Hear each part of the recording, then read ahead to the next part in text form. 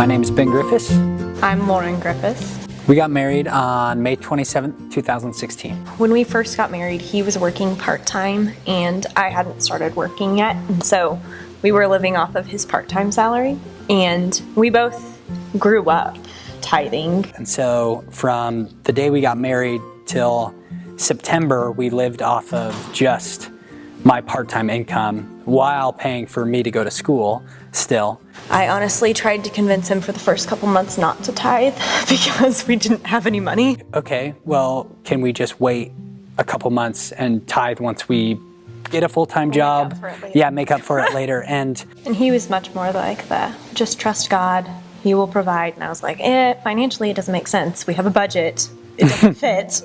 I was just like, it'll happen. We'll be fine. But I think it was cool just to see the way that, like, through that, the Lord provided for us in just a variety of ways. And we definitely did not have plenty, but we had enough. I understand it. For us, it is a sacrifice. I mean, it's choosing to say no to going out to eat every week. It's choosing to say, I don't get to go shopping. You know, whatever it is, there are times that I would not say I do it with a joyful heart.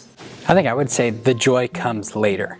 We're an instant gratification culture that just desires for what we invest to be automatically returned to us. But it comes later whenever you start seeing the impact of what you're investing in is doing. Having grown up at Hope, I've been able to see the long-term impact that the church has had.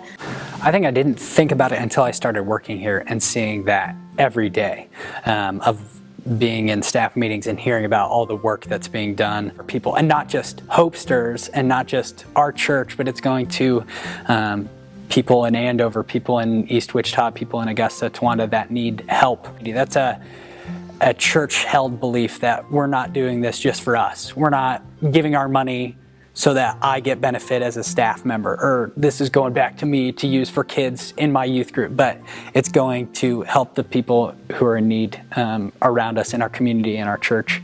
Our culture sees a need and they're good at meeting that need when they see it, but we need to see it first, whether it's with Hurricane Irma or really difficult situations. But when it's the church, it's harder.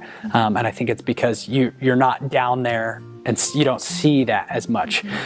Following Jesus is a long-term thing. It's not a short-term return on your investment. And so it's easy to not understand the need. It's easy to go, we have a beautiful building, there's plenty of people, we've got a coffee bar, like somebody else will take care of it. Somebody with more money than I have, I'd say you put first what you find most valuable.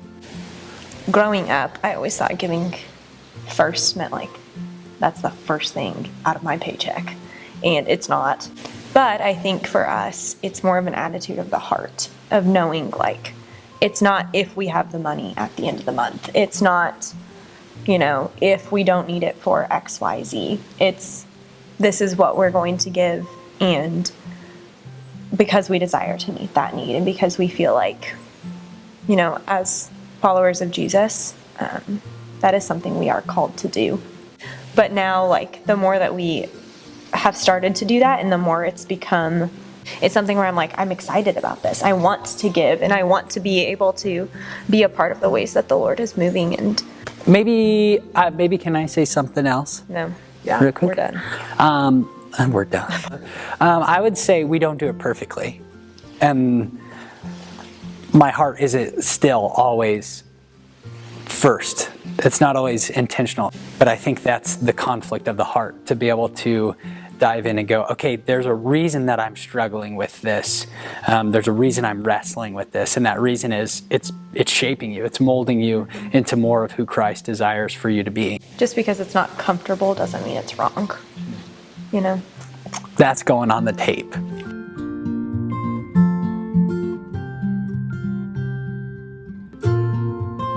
I stay here because my boss is the best boss in the world.